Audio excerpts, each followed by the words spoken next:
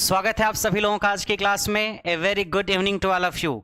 मैं Rajkumar Singh, faculty of electrical and electronics engineering, आप सभी लोगों का आज की क्लास में स्वागत करता हूं। दोस्तों, आज की क्लास हम स्टार्ट करेंगे दो लाइंस से, और ये दो लाइंस जो है अवतार सिंह पास ने लिखी हैं, जो एक कवि थे जिन्होंने बहुत कम उम्र में अपनी जिंदगी समाप्त कर दी। और उनकी लिखी हुई जो लाइंस हैं वो सदियों तक लोगों को प्रेरणा देती रहेंगी, मोटिवेट करती रहेंगी। मैं अवतार सिंह पास की उन्हीं दो लाइन से स्टार्ट करता हूं। अवतार सिंह पास का यह कहना था कि आपके जीवन में कुछ भी हो जाए, बहुत बुरी कंडीशन नहीं होती है। सबसे बुरी कंडीशन होती है क्या? आपके सपनों का तितर बितर हो जाना। सबसे बुरी कंडीशन है आपके अंदर उम्मीद का खत्म हो जाना। सबसे बुरी कंडीशन है जब आपको लगता है अब शायद ही कुछ बेहतर हो पाएगा। तो उसी पर अवतार सिंह पास ने दो लाइंस लिखी हैं।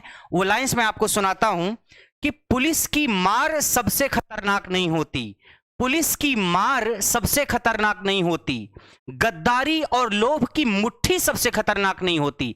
पैसे कमा लो गद्दारी करके, लालच करके, बेईमानी करके, वो भी उतना खतरनाक नहीं है। पुलिस से मार खा जाना भी बहुत ज्यादा खतरनाक नहीं है। गद्दारी और लोभ की मुट्ठी सबसे खतरनाक नहीं होती, पुलिस की मार सबसे खतरनाक नहीं होती। सबसे खतरनाक होता है मुर्दा शांति से भर जाना। सबसे खतरनाक होता है तड़प का ना होना। सबसे खतरनाक होता है हमारे सपनों का मर जाना।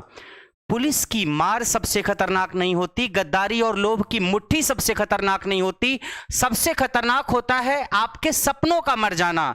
सबसे खतरनाक वो घड़ी होती है जो आपकी कलाई पर चलते हुए भी आपकी नजर में रुकी हुई होती है। आपका घर से निकलना और काम पर आ जाना, यह होता है सबसे खतरनाक। तो अवतार सिंह पास की लाइंस को आपको याद रखना है कि सबसे खतरनाक होता है हमारे सपनों का तितर बितर हो जाना। सबसे खतरनाक होता है हमारे सपनों का मर जाना। सबसे खतरनाक होता है मुर्दा शांति से भर जाना। जिस दिन आपके सपने खत्म हो गए, आपको लगेगा यार अब लाइफ में कुछ नहीं होने वाला है, उस दिन आपके जीने का कोई मतलब नहीं रह जाता है। उम्मीद पे कितने भी हारे हुए क्यों न हो आप, एक उम्मीद पे ही तो दो कदम आप आगे चलते हो। इन्हीं लाइंस के साथ स्टार्ट करते हैं पीएमएमसी की कहानी। मैं अपने साथ जुड़ने वालों की बात करूं तो सत्यम नायक, अर्पित रंजन, सुरेंद्र, सत्येंद्र, रत्नेश, खुशियाल, हरिओम, दीपांकर, सुरेंद्र, और ऊपर कौन कौन है? सुरेंद्र के ऊपर नीलम कुमारी, प्रदीप चौहान, खुशियाल, अंकित कुमार, चंद्रशेखर, रविशंकर, नीलम, जितेंद्र, हरिओम, शुभम सिंह, दीपचंद्र, अभिषेक चौधरी, रविशंकर, आप सभी लोगों का मैं तहे दिल से आज की क्लास में स्वागत और अभिनंदन करता हूं। स्टार्ट करते हैं आज की क्लास। पहला क्वेश्चन आज का, पीएमएमसी की कहानी में आज आपको बताऊंगा। जो लोग पीएमएमसी नहीं पढ़े हुए हैं अभी तक, वो पढ़ेंगे तो उनको समझ में अच्छे से आएगा। खैर, मैं आज मेन पॉइंट्स डिस्कस करूंगा। जो बच्चे जेई के बैच के हैं, किसी भी बैच के हैं, उसमें पीएमसी हो चुका है, आप उस वीडियो को देखने के बाद इसको देखोगे तो बहुत मजा आएगा। और जो आईटीआई वगैरह के बच्चे होंगे उनको पीएमसी का इंट्रोडक्शन दिया जाएगा, मगर मैं आज ऐसे ही कुछ क्वेश्चंस कराऊंगा कि आपको बहुत ज्यादा दिमाग लगाने की जरूरत नहीं है। आपको पीएमसी आता है तो भी ठीक, नहीं आता है तो भी कुछ न कुछ आप जरूर सीखोगे। चलिए, पहला क्वेश्चन, इसके अलावा दूसरा ये नहीं।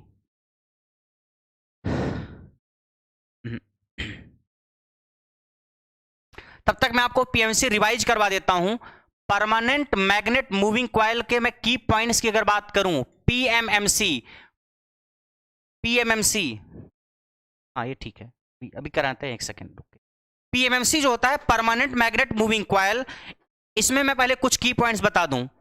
परमानेंट मैग्नेट मूविंग कॉइल ये किस लॉ पे, प्रिंसिपल पे काम करता है? ये काम ये करता है, जरा फोटो दिखाना एक बार, जो डायग्राम था, कि जब किसी क्वाइल को किसी चुंबकीय क्षेत्र में रखते हैं तो उस पर बल लगता है और उस बल की वजह से क्वाइल घूमती है। और जब क्वाइल घूमती है, तो उसी के साथ साथ पॉइंटर भी घूमता है। ये डायग्राम आप देख रहे हो, ये पीएमसी का डायग्राम है। ये पीएमसी का डायग्राम है आपका।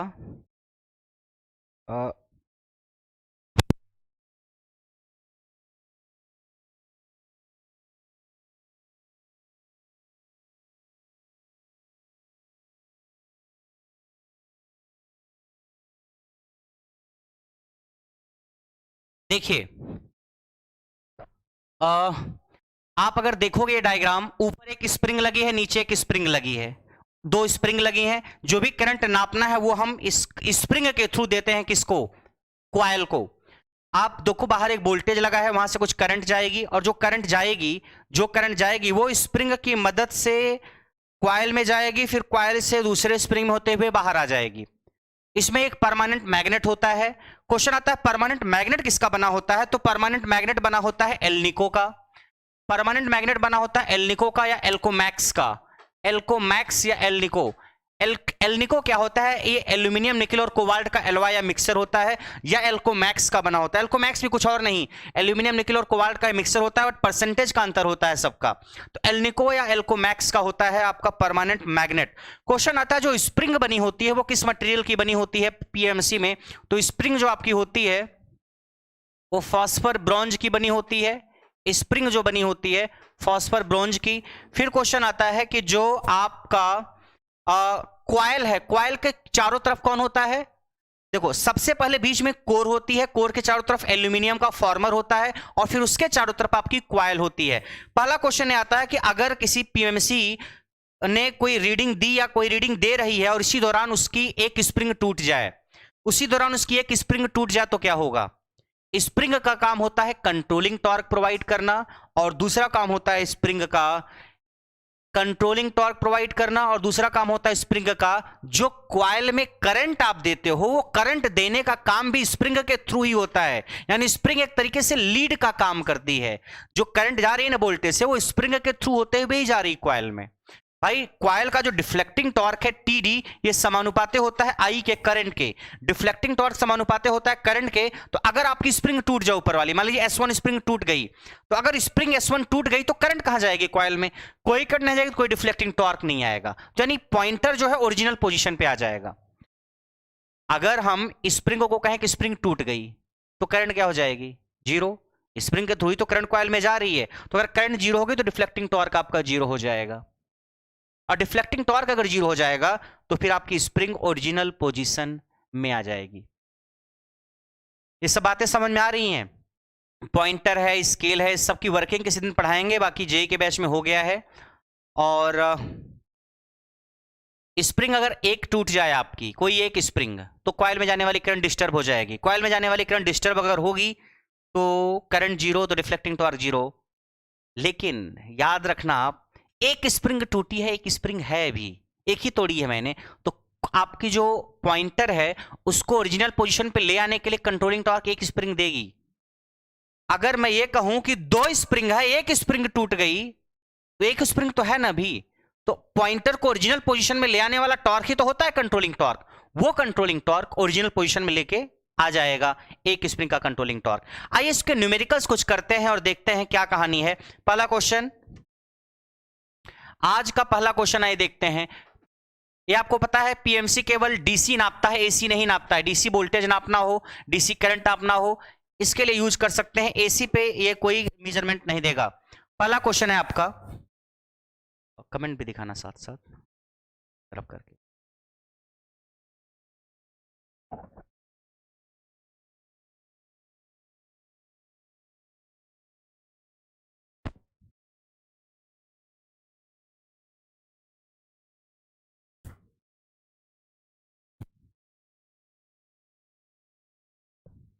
मेरे हाँ कहीं दिखा दो, वहां नहीं आ पाएगा क्या?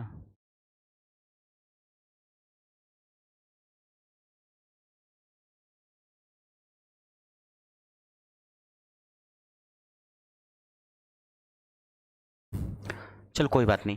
पहला क्वेश्चन है, ये देखते हैं। क्वेश्चन है, एक sinusoidal voltage of 1 volt RMS value at 10 hertz is applied across the two terminals of a PMC type of me. Question change मत करो,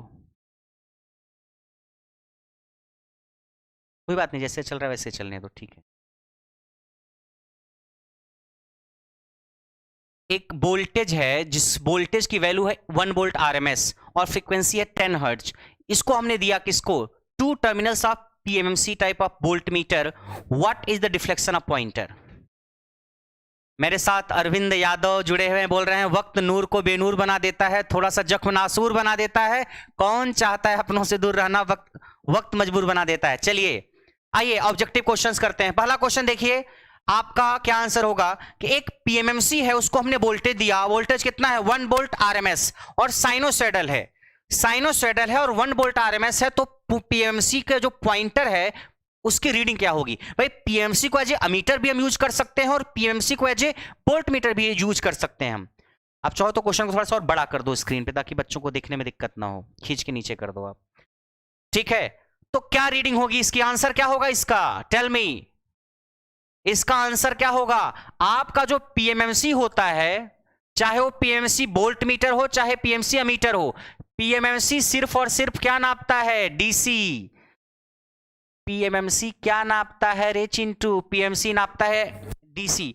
डीसी वैल्यू अगर आपको नापनी है तो ये दे देगा रीडिंग, चाहे डीसी वोल्टेज हो चाहे डीसी करंट हो। अगर एसी वोल्टेज आप दोगे तो एसी में इसको रीडिंग नहीं मिलेगी। क्यों? क्योंकि मान लीजिए एसी में वोल्टेज ऐसा है, मान लीजिए करंट ऐसी है या वोल्टेज ऐसा है, कुछ इस तरीके से, ऐसे, इधर कैसा दिख रहा है ना, इतना,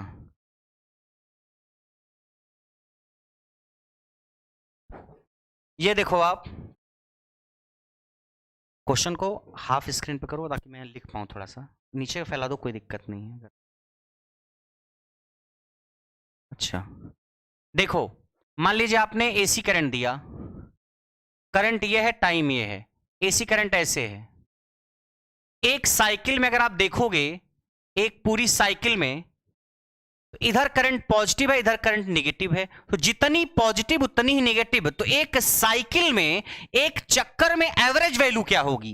एक चक्कर में अगर एसी की एवरेज वैल्यू देखूंगा तो मैं जीरो हो गया। आपको पता है एसी की एवरेज वैल्यू हमेशा एक कंप्लीट साइकिल में जीरो होती है, तो एवरेज वैल्यू करंट की जीरो होती है। या वोल्टेज अगर साइनोसॉइडल है, अगर वोल्टेज साइनोसॉइडल है तो वोल्टेज की एवरेज वैल्यू क्या होती है, जीरो होती है। तो एसी के केस में अगर एसी में करंट है या एसी में वोल्टेज है तो आपका जो पीएमएमसी है उसमें कोई डिफ्लेक्शन नहीं होगा। यानी अगर वोल्ट मीटर है तो उसमें कोई डिफ्लेक्शन नहीं होगा पॉइंटर में, और अमीटर है तो उसमें कोई डिफ्लेक्शन नहीं होगा। इस क्वेश्चन में आपने जो वोल्टेज दिया हो कितना दिया है, 1 वोल्ट एसी दिया है आपने, आरएमएस वैल्यू दिया है, फ्रीक्वेंसी 10 हर्ट्ज है, तो पीएमसी में डिफ्लेक्शन कितना होगा, कुछ भी नहीं, जीरो, कोई डिफ्लेक्शन नहीं होगा, क्योंकि पीएमसी एसी नापता ही नहीं है, it works only for DC. क्यों एसी में काम नहीं करता है? क्योंकि जितना पॉजिटिव उतना ही नेगेटिव। कंप्लीट साइकिल में average current average voltage zero हो जाएगा। नेक्स्ट क्वेश्चन, रीडिंग होगी 0 वोल्ट। अगला क्वेश्चन, इसके अलावा नेक्स्ट ये क्वेश्चन है, a high frequency AC signal is applied to a PMC instrument if RMS value of the AC signal is 2 volt, if RMS value of AC signal is 2 volt, then what is the reading of instrument? इसका answer बताओ। एक high frequency signal है, एक high frequency signal है, उसको हमने दिया किसी पीएमएमसी को, आरएमएस वैल्यू सिग्नल की 2 वोल्ट है, तो रीडिंग क्या होगी इंस्ट्रूमेंट की? अरे पीएमएमसी एसी के लिए नहीं काम करता है, किसके लिए काम करता है सर? डीसी देते तो काम करता, कैसे पता एसी? अरे लिखा हुआ है हाई फ्रीक्वेंसी एसी सिग्नल को हमने पीएमएमसी को दिया, रीडिंग क्या होगी? सुरेंद्र कुमार यादव, अरे हाई फ्रीक्वेंसी है भाई, हाँ हाई फ्रीक्वेंसी का मतलब समझ रहे हो, टाइम पीरियड बहुत कम होगा सुरेंद्र, डोंट कंफ्यूज्ड। एसी के लिए पॉइंटर कोई रीडिंग नहीं देगा, बस कभी कभार ऐसे ऐसे घूमता है, वो कैसे घूमता है थोड़ा बहुत बताएंगे किसी वीडियो में। एसी में कोई रीडिंग नहीं देगा, बस ये हो सकता है कई बार कि ऐसे ऐसे पॉइंटर घूमे एसी में, वो डिपेंड करता है एसी हाई फ्रीक्वेंसी की लो फ्रीक्वेंसी की है। इस क्वेश्चन का आंसर होगा क्या? इंजीनियरिंग सर्विसेज 98 में पूछा गया, answer will be 0। Next question, इसका भी आंसर 0 होगा, कोई रीडिंग नहीं मिलेगी, वेव फॉर्म वाला जो था। हाँ इसको थोड़ा सा नीचे करके, इस क्वेश्चन का सही आंसर देखते हैं कौन देता है, इसके ऑप्शंस। इस क्वेश्चन का सही आंसर कौन देगा? चलो कोई बात नहीं, इतना ही ठीक है। इसका आंसर दो, question number 21, wave form shown in the figure above is fed to a DC meter, what is reading shown by meter? ये करंट है, इस करंट को हमने किसी डीसी अमीटर को दे दिया। अरे डीसी अमीटर का मतलब पीएमएमसी अमीटर, डीसी अमीटर का मतलब PMMC ammeter. PMMC permanent magnet moving coil DC के लिए काम करता है, और अगर इसी से आप अगर डीसी करंट नापते हो तो इसको हम बोल सकते हैं डीसी एमीटर। इसी से आप जब डीसी वोल्टेज नापते हो तो इसको बोल सकते हैं DC volt meter. Moving coil से आप डीसी नापते हो, और जब मूविंग आयरन पे आप आओगे तो वो एसी भी नाप देता है, मूविंग आयरन। बट अभी हम मूविंग आयरन की बात नहीं कर रहे हैं, आज हम मूविंग कॉइल की बात कर रहे हैं, परमानेंट मैग्नेट मूविंग कॉइल की हम बात कर रहे हैं, मूविंग आयरन की बात नहीं कर रहे हैं अभी हम। बात आ रही समझ में? इसका आंसर क्या होगा बताओ? Deepchandra Chandrashekhar, give me the answer. ये करंट है, बस नीचे होगा ये, थोड़ा सा और नीचे थोड़ा सा करो, नहीं हाँ फिगर को क्वेश्चन को थोड़ा सा ऑप्शन दिखे, नहीं है, ओके कोई बात नहीं। ये क्वेश्चन है, इसका आंसर क्या होगा? विवेक ने आंसर दिया है 50, दिलसाद ने 50, दीपचंद्र बोल रहे हैं 0। अरे 0 कैसे होगा? देखो पीएमएमसी से डीसी वोल्टेज डीसी करंट नाप सकते हो। जब पीएमसी से डीसी वोल्टेज नापते हो तो एज ए वोल्टमीटर काम करता है, डीसी वोल्टमीटर। पीएमसी से जब करंट नापते हो तो पीएमसी से जब करंट नापते हो तो एज ए डीसी एमीटर काम करता है। एसी नापता है तो आपको मूविंग आयरन लेना पड़ेगा, मूविंग कॉइल। पीएमएमसी से काम नहीं चलेगा। क्वेश्चन एक डीसी एमीटर का मतलब permanent magnet moving coil ammeter है, उसको हमने दिया क्या? डीसी में करंट दिया, करंट का वेव फॉर्म बना हुआ है, आपसे पूछा रीडिंग क्या होगी। देखो आपको मैं बता दूं कि पीएमएमसी मेजर करता है एवरेज वैल्यू को, पीएमएमसी एवरेज वैल्यू को मेजर करता है। अगर आपकी वेवफॉर्म इस तरीके से है, इस तरीके से, तो एक साइकिल में एवरेज वैल्यू क्या होगी? जितना ऊपर उतना नीचे, तो एक साइकिल में एवरेज वैल्यू 0 हो जाती है। परमानेंट मैग्नेट मूविंग कॉइल जो नापता है ना, वो एवरेज वैल्यू नापता है, जितना पॉजिटिव उतना नेगेटिव, तो एक साइकिल में एवरेज वैल्यू 0 हो जाती है, इसलिए कोई डिफ्लेक्शन नहीं देता है। लेकिन यहां पे जो वेवफॉर्म है वो जितनी पॉजिटिव उतनी नेगेटिव टाइप की नहीं है, ऐसी है वेवफॉर्म। ये टी है, ये आपकी करंट है, ऐसे ऐसे ऐसे कुछ इस तरीके से है वेवफॉर्म। ये वैल्यू दे रखी है 100 मिली एम्पियर, ये दे रखा है 100 मिली एम्पियर। तो अगर ये एम्पियर दे रखा है तो एक साइकिल ये है, यही तो एक साइकिल है, देखो एक साइकिल पूरी, फिर एक साइकिल पूरी, फिर ऐसे ऐसे रिपीट होगा। ये एक साइकिल पूरी हुई है, फिर ऐसे दूसरी साइकिल, फिर तीसरी साइकिल, चौथी साइकिल, कई सारी साइकिल्स चलेंगी। एक साइकिल में क्या एवरेज वैल्यू 0 है? यहां से यहां तक तो 0 है, मगर यहां से यहां तक 100 है, तो एवरेज कितना होगा? यहां पे एवरेज 0 तो नहीं होगा कंप्लीट साइकिल में। अरे जितना पॉजिटिव है अगर उतना ही नेगेटिव होता, जितना पॉजिटिव है कुछ उतना ही नेगेटिव होता, तो 0 होने की संभावना थी। यहां तो नेगेटिव में तो कुछ है ही नहीं, तो यहां से यहां तक वैल्यू 0 तो नहीं होगी एवरेज वैल्यू। इस टाइप के वेवफॉर्म में आपने एसी में पढ़ा होगा, नहीं पढ़ा होगा तो आप पढ़ोगे। अगर वेवफॉर्म कुछ इस टाइप की है, ये करंट है मान लीजिए लाइक दिस, ऐसे, और इसकी मैक्सिमम वैल्यू हमको पता है ये आई एम, ये, तो इसकी एवरेज वैल्यू होती है करंट की एवरेज वैल्यू होती है क्या? I am upon 2। ये इसकी क्या है? Maximum value. अगर ये वैल्यू पता है तो इसकी एवरेज वैल्यू होती है आई एम बाई 2, इसकी मैक्सिमम वैल्यू है 100, तो एवरेज वैल्यू हो जाएगी 100/2 50 milli ampere. PMMC measures average value या पीएमएमसी मेजर्स डीसी वैल्यू। अगर वेवफॉर्म बिल्कुल सिमेट्रिकल होती है ऐसे ऐसे, तो फिर तो पीएमएमसी में एवरेज करंट 0 थी तो कोई रीडिंग नहीं देता, मगर यहां पे एवरेज वैल्यू कुछ निकल के आएगी तो पीएमएमसी में पॉइंटर में मूवमेंट होगा। This is not pure AC. इसका आंसर क्या होगा? इसका आंसर होगा आपका 50 milli ampere, 50 milli ampere. Answer आया समझ में या नहीं? एवरेज वैल्यू देता है। नेक्स्ट क्वेश्चन मेरे साथ दीप प्रमिला राउत का कहना है 50। प्रमिला स्वागत है आपका, प्रमिला राउत स्वागत है, दीपचंद्र, सुरेंद्र। अगला क्वेश्चन, ये क्वेश्चन क्या होगा आंसर? ये थोड़ा सा लेफ्ट में कट तो नहीं रहा है कुछ। क्वेश्चन है current I is equal to 10 + 10 sin t ampere is passed through a ideal iron type ammeter, its reading will be. ये क्वेश्चन जो है इसमें रीडिंग पूछा है, मगर ये मूविंग आयरन है, मूविंग कॉइल नहीं है। देखो अगर कोई मूविंग कॉइल होता है तो एसी के लिए उसकी कोई रीडिंग नहीं होती है, बात समझ में आ रही है। लेकिन अगर मूविंग आयरन है, परमानेंट मैग्नेट मूविंग आयरन या मूविंग आयरन टाइप का इंस्ट्रूमेंट, वो आपको पढ़ाएंगे, उसमें जो होता है वो एसी के लिए काम करता है। अगर आप उसको एसी करंट दोगे तो एसी करंट नापेगा, एसी वोल्टेज दोगे तो एसी वोल्टेज नापेगा। अब एसी करंट देने पे वो करंट की कौन सी वैल्यू नापता है? मूविंग आयरन करंट की आरएमएस वैल्यू नापता है। करंट की या वोल्टेज की आरएमएस वैल्यू। भाई मूविंग आयरन एसी नापता है, अच्छा सर पीएमसी एसी नहीं नापता है, लेकिन मूविंग आयरन एसी नापता है, तो एसी नापता है तो एसी की कौन सी वैल्यू नापता है? एसी की आरएमएस वैल्यू नापता है। इसकी आरएमएस वैल्यू क्या होगी? अगर करंट है 10 प्लस 10 साइन टी, तो इसकी एवरेज वैल्यू आरएमएस वैल्यू क्या हो जाएगी?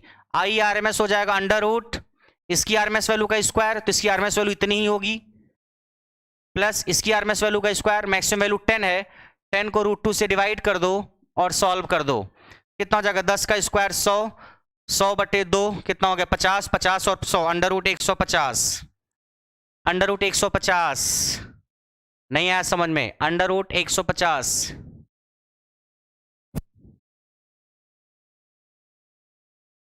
चंद्रशेखर बोल रहे हैं सर पीएमएमसी इंडक्शन के प्रिंसिपल पर वर्क करता है क्या? पीएमसी का प्रिंसिपल तो पढ़ाया है आपको, अभी क्वेश्चंस का डिस्कशन थोड़ा सा करते हैं चंद्रशेखर, ठीक है? आंसर आया अंडर रूट 150। अंडर रूट कैसे आया सर? ये मूविंग आयरन है क्वेश्चन में, ये क्या है? मूविंग आयरन है। मूविंग आयरन एसी वैल्यू नापता है। जैसे मान लीजिए कोई करंट है, ऐसे लिखी हुई है IM1 sine omega T plus IM2 sine omega T, ऐसे अगर लिखा हुआ है, दिख रहा है ना? तो इसकी आरएमएस वैल्यू क्या होगी? इसकी आरएमएस वैल्यू होती है, पहले की आरएमएस वैल्यू निकालो RMS1 का स्क्वायर, दूसरे की आरएमएस वैल्यू निकालो उसका स्क्वायर कर दो, RMS1 का स्क्वायर RMS2 का स्क्वायर। इसकी आरएमएस वैल्यू क्या होगी? IM1 अपान √2, और इसकी आरएमएस वैल्यू क्या होगी? IM2 अपान √2, इसका स्क्वायर कर दो और अंडर रूट कर दो। अगर कोई डीसी वैल्यू ऐसे लिख देता मैं 10 ऐसे, और फिर पूछता इसकी आरएमएस वैल्यू क्या होगी, तो इसकी आरएमएस तो आप निकालोगे IM2/√2, इसकी आरएमएस हो गया IM2/√2, मगर इसकी आरएमएस क्या होगी? ये तो डीसी वैल्यू है, तो इसका आरएमएस भी 10, मैक्सिमम भी 10, एवरेज भी 10। तो जो यहां पे लिखा हुआ है 10, उस 10 का अगर आप आरएमएस निकालोगे तो 10 ही आएगा, उस 10 का एवरेज निकालोगे तो 10 ही आएगा। तो 10 का आरएमएस 10 हो गया, और 10 साइन टी का आरएमएस 10 अपान √2 मैक्सिमम वैल्यू बटे √2। तो पहले के आरएमएस का स्क्वायर प्लस दूसरे के आरएमएस का स्क्वायर और अंडर रूट 150। नेक्स्ट क्वेश्चन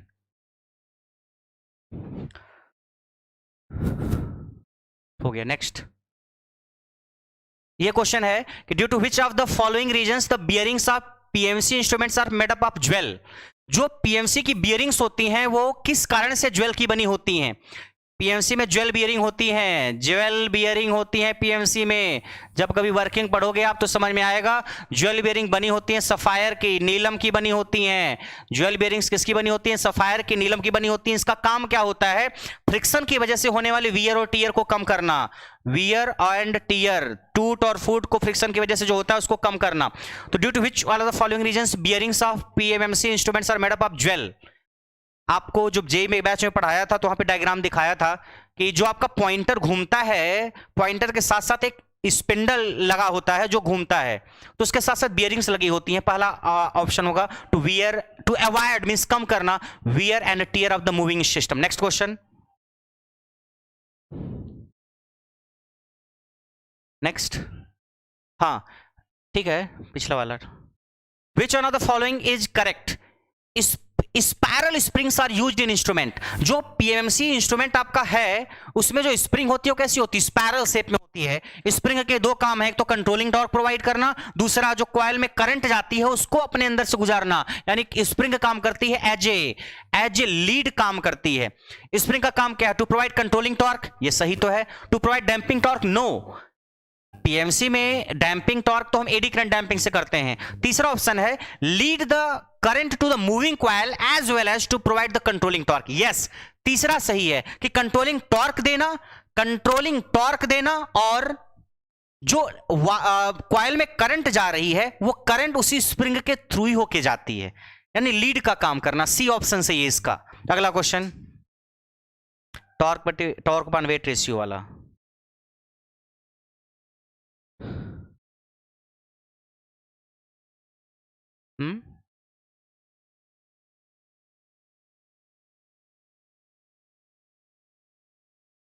एक है और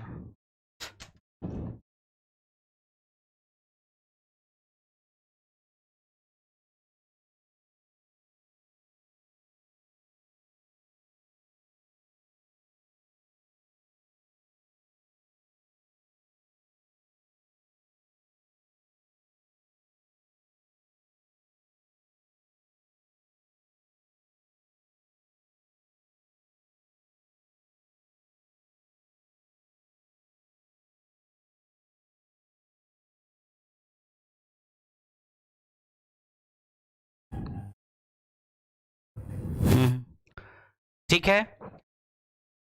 मानिक चंद्र बोल रहे हैं सर ये आपका चैनल है? यस मेरा ही चैनल है, इसको मानिक शेयर करो और सब्सक्राइब करो, इस पे प्रैक्टिस वगैरह क्वेश्चंस की कराएंगे। पीएमएमसी जो होता है आपका, ये डीसी वैल्यू को मेजर करता है, मूविंग कॉइल और मूविंग आयरन इसको भी मेजर कर लेता है। स्प्रिंग फॉस्फर ब्रोंज की बनी होती हैं। डैम्पिंग जो हम करते हैं, एडी करंट डैम्पिंग का इस्तेमाल करते हैं हम इसमें पीएमएमसी में। एक और क्वेश्चन है जो आपको कराते हैं।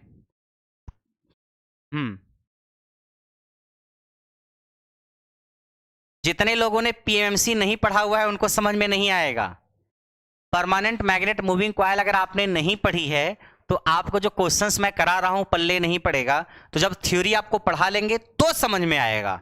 जिन्होंने थ्योरी पढ़ी हुई है उनके लिए ज्यादा बेहतर है, और अगर आपने नहीं पढ़ी है थ्योरी तो पहले थ्योरी पढ़ाएंगे, आप पढ़ोगे आप, देन क्वेश्चंस का आंसर आप दे पाओगे। ठीक है अनिल? वैसे कई सारे लोग होंगे जो नहीं पढ़े होंगे पीएमसी, तो पीएमसी पढ़ाएंगे फिर समझ में आएगा। I am just solving some questions of engineering services जो आपके कोल इंडिया में, एसएससी, जेईई अलग अलग एग्जाम्स में आ सकते हैं। सुमन मंडल भी हमारे साथ है। का कहना है गुरुजी? नमस्ते। नमस्कार सुमन। अगला क्वेश्चन आपके पास आ रहा है, The torque upon weight ratio of an instrument indicates selectivity, accuracy, fidelity या sensitivity। Torque upon weight ratio क्या इंडिकेट करता है? टॉर्क अपॉन वेट रेशियो क्या इंडिकेट करता है? सेलेक्टिविटी, एक्यूरेसी, फिडिलिटी या सेंसिटिविटी? इंजीनियरिंग सर्विसेज में पूछा गया 2003 में। टॉर्क अपॉन वेट रेशियो, देखो हमने बताया था कि पीएमएमसी में जो मूविंग पार्ट होता है वो काफी हल्का होता है। हम यही चाहते हैं ना कि जो पॉइंटर हो उसका वेट कम हो। वेट कम होगा तो उसको घुमाने के लिए हमको ज्यादा एनर्जी या ज्यादा पावर नहीं खर्च करनी पड़ेगी। इसीलिए पीएमसी में जो कोर होती है वो नहीं घूमती है। अगर पॉइंटर के साथ कोर को भी घुमाना होता, तो घुमाने के लिए पॉइंटर को कोर के साथ काफी मेहनत करनी पड़ती। हम तो ये चाहते हैं केवल पॉइंटर घूमे और कुछ ना घूमे। पॉइंटर घूमेगा, ये आउटपुट है, थोड़ी सी करंट आए और पॉइंटर घूम जाए। अगर पॉइंटर के साथ साथ जो आयरन कोर है उसका भी वेट अगर घूमता तो काफी ज्यादा वेट को घुमाना होता, तो हमको ज्यादा करंट देनी पड़ती। टॉर्क अपॉन वेट रेशियो क्या होता है? देखो टॉर्क अपॉन वेट रेशियो जो होता है ये होता है हाई। किसमें? पीएमएमसी में। क्यों? क्योंकि मूविंग जो पार्ट है उसका वेट क्या होता है? कम। सिर्फ पॉइंटर घूमता है, उसके साथ साथ आयरन की कोर नहीं घूमती है। पॉइंटर घूमता है, एल्यूमिनियम फॉर्मर घूमता है, आयरन कोर नहीं घूमती, तो वेट कम होता है मूविंग पार्ट का। तो torque upon weight ratio high होता है। और torque upon weight ratio high होने का मतलब क्या? सेंसिटिविटी का हाई होना। इसके हाई होने का मतलब क्या? सेंसिटिविटी का हाई होना। कैसे? सेंसिटिविटी क्या होती है? Change in output upon change in input.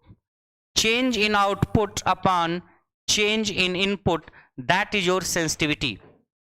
हम अगर इनपुट में चेंज करें तो आउटपुट कितना चेंज हो रहा है, तो आउटपुट में चेंज बटे इनपुट में चेंज, ये होती है सेंसिटिविटी। अगर इनपुट में थोड़ा सा चेंज करने पर आउटपुट चेंज हो जाए तो सेंसिटिविटी हाई है। इनपुट में थोड़ा सा चेंज करने पर आउटपुट चेंज हो जाए तो सेंसिटिविटी हाई है। इनपुट का मतलब परमानेंट मैग्नेट मूविंग कॉइल में करंट आ रही है, थोड़ी सी करंट आकर के अगर पॉइंटर को घुमा दे तो सेंसिटिविटी हाई है। इनपुट अगर थोड़ा सा दे और आउटपुट मिल जाए, it mean sensitivity is high. Input क्या है? मान लो परमानेंट मैग्नेट मूविंग कॉइल है, करंट आ रही है कॉइल में, ये इनपुट है, और पॉइंटर का घूमना आउटपुट है। अगर पॉइंटर ही केवल घूमना हो, पॉइंटर को ही केवल घुमाना हो, कोर के वेट को ना घुमाना हो, तो हमें एक छोटा सा ही तो वेट घुमाना है, तो कम करंट दे करके भी हल्के से पॉइंटर को हम घुमा सकते हैं। तो इसका मतलब क्या? सेंसिटिविटी हाई है। By giving a small current in the PMC the pointer will move easily, it means sensitivity is high. ऐसा इसलिए हो पा रहा है क्योंकि पॉइंटर ही केवल घुमाना है, उसका जो वेट है आयरन कोर वो नहीं घुमाना है। तो इसका मतलब टॉर्क अपॉन वेट रेशियो अगर हाई है, इसका मतलब सेंसिटिविटी इंस्ट्रूमेंट की हाई है। टॉर्क अपॉन वेट रेशियो अगर लो है तो सेंसिटिविटी इंस्ट्रूमेंट की लो है। And what you want high sensitivity for the instrument. High sensitivity तभी मिलेगी जब उसका torque upon weight ratio high होगा। टॉर्क अपॉन वेट रेशियो तभी हाई होगा जब जिस पार्ट को घुमाना है उसका वेट कम हो। इसलिए मैंने बताया था कोर रुकी होती है, एल्यूमिनियम फॉर्मर घूमती है, पॉइंटर घूमता है। जितना कम वेट घुमाना होगा उतने ही कम करंट से पॉइंटर घूम जाएगा। High sensitivity means high torque upon weight ratio, low sensitivity means low torque upon weight ratio. तो इसका आंसर क्या होगा इस क्वेश्चन का? कि torque upon weight ratio represent sensitivity. बात समझ में आई या नहीं आई?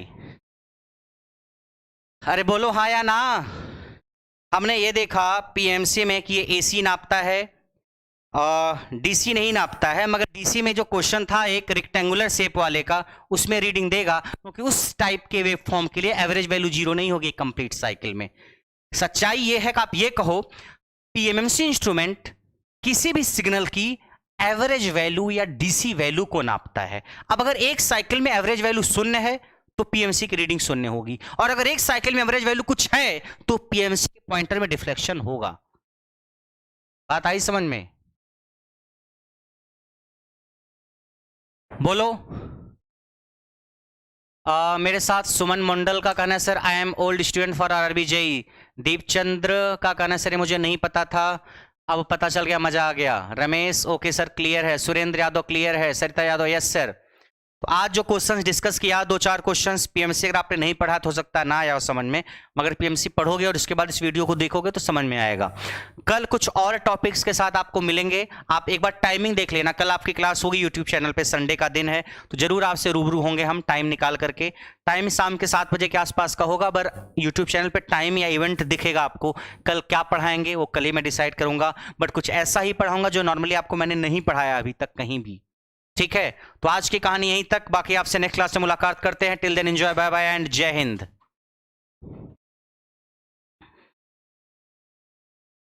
स्टार्ट कर दो भाई।